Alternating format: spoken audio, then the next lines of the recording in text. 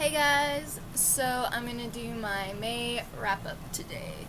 The first book I read in May was The Dark Days Club by Alison Goodman. I talked about this in my last wrap up because I had been halfway through it when I did my April wrap up, but I ended up finishing it like the first day of May, and it was really, really good. I loved it. It was kind of like Pride and Prejudice, but with demons, so I thought it was really great.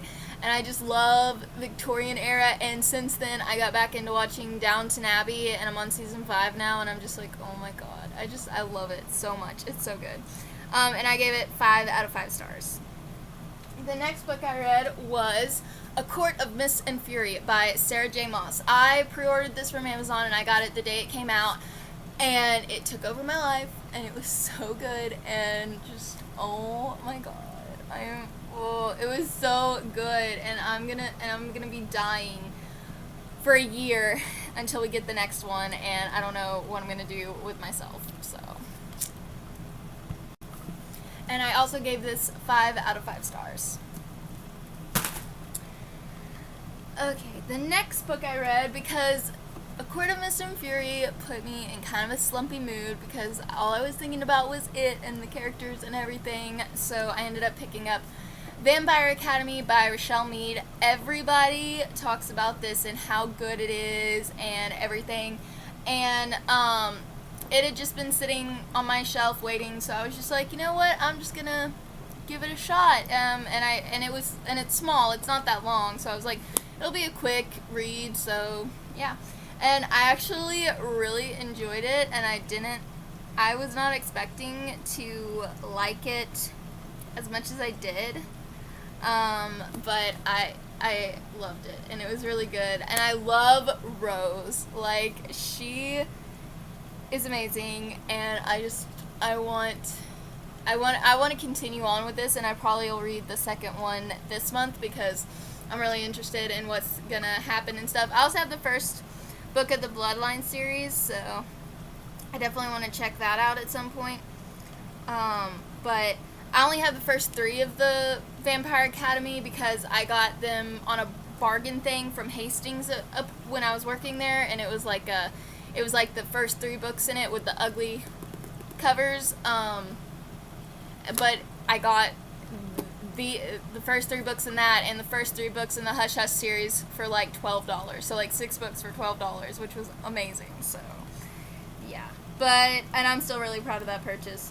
Anyway, I gave this a 4 out of 5 stars. I thought it was really, really good, and I'm excited to continue on.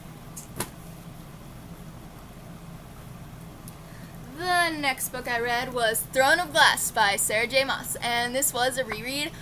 But originally my reading challenge for this year was going to be read 120 books, but I'm already at like 97, so that really wasn't going to be challenging enough. So I've bumped it up to 150 at this point, and if I get close to reaching that before the end of the year, I will probably go ahead and bump it up to 170 and just keep bumping it up 20 books at a time until it, because I don't know if I'm going to be, like, I don't think that it's going to be challenging enough, because I read so many books in a month normally. I read 19 books this month, just so you know.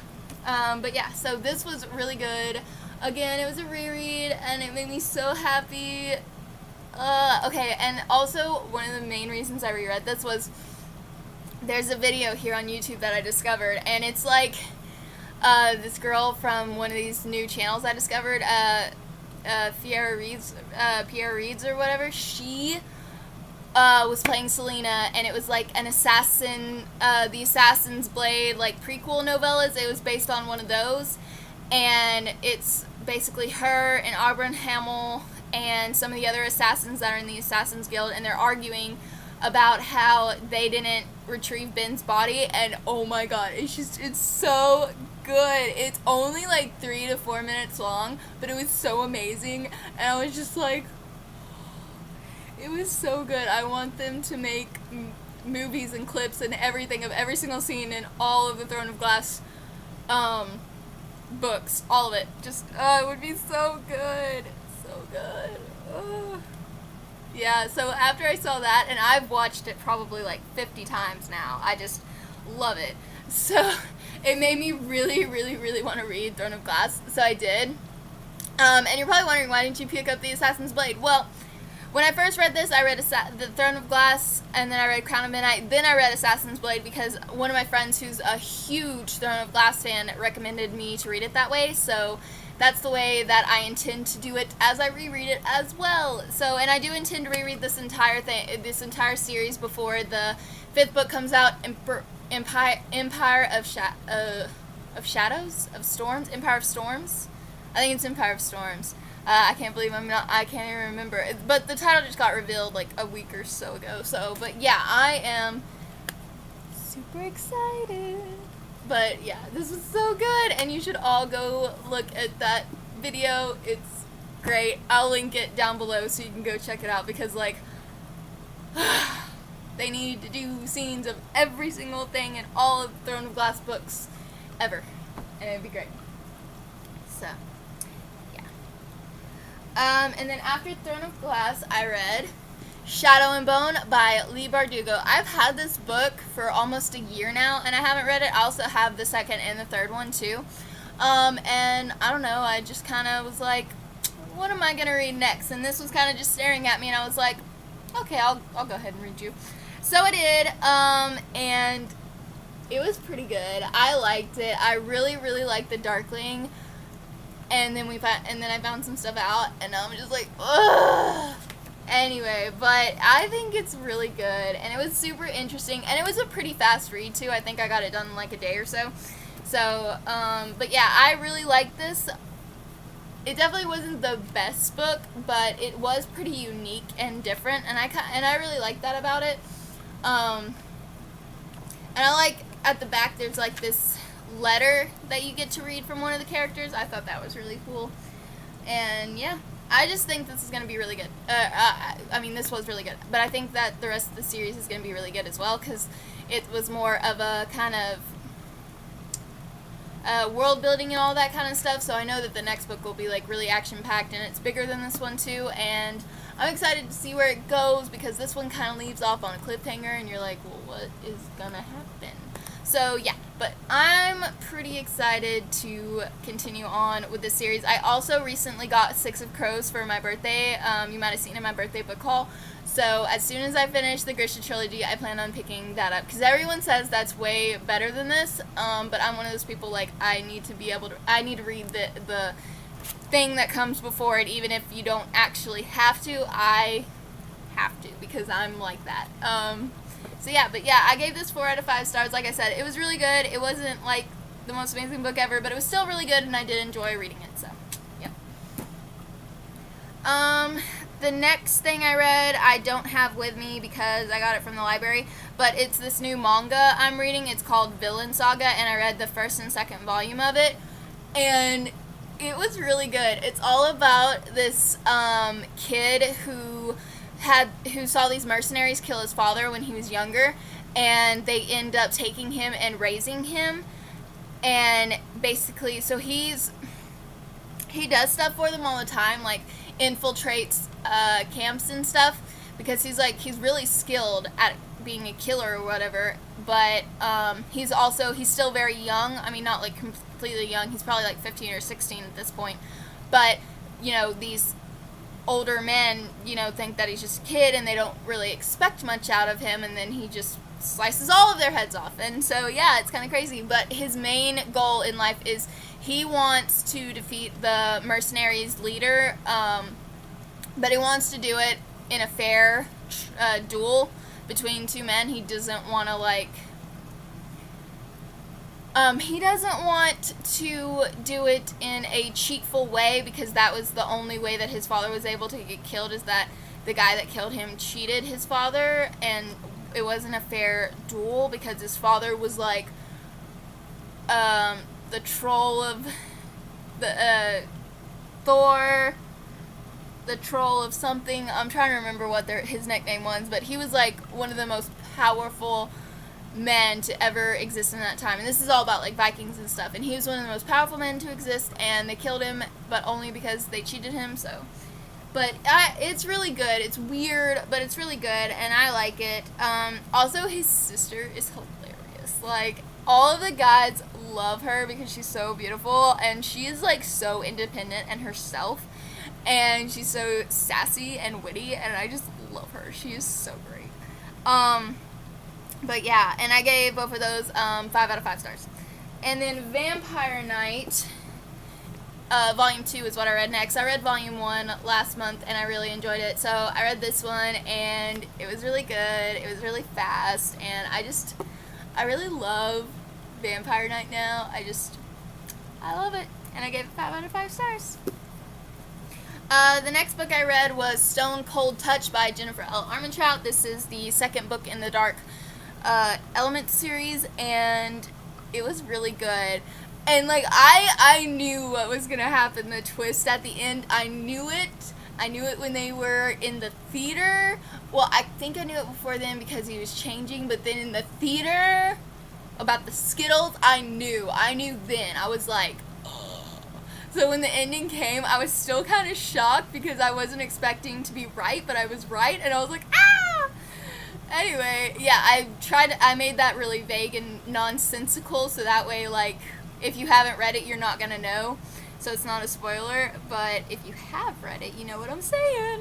But yeah, so it was really good. I gave it 4 out of 5 stars. I had a few problems with it, but other than that, but it was really good, and I can't wait to read the last one and find out what happens because, but all I have to say is, like, it better be Roth in the end. Roth better be in game, because if not, I'm gonna be so pissed.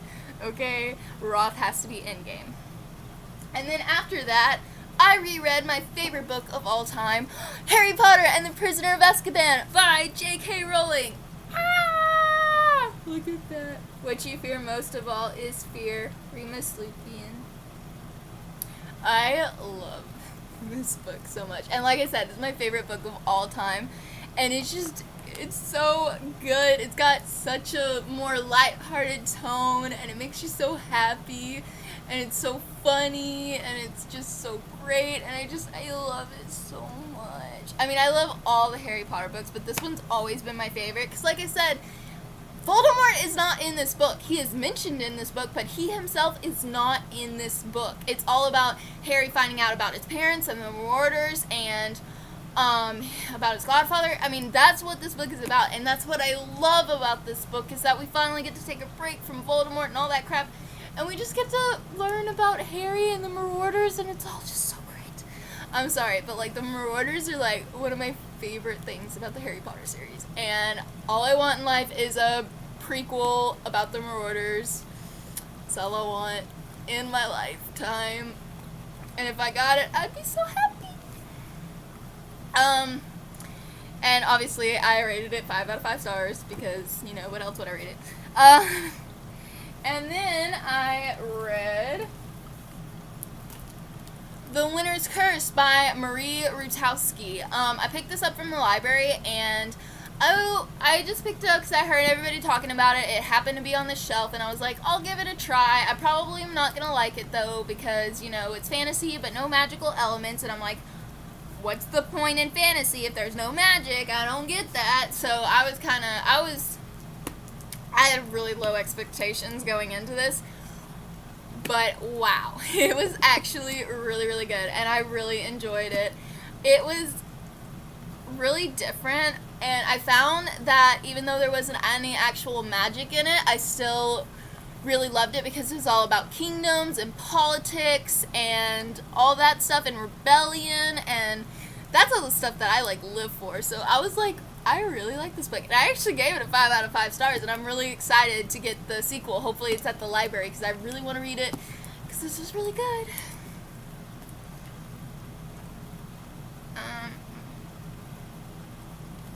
The next book I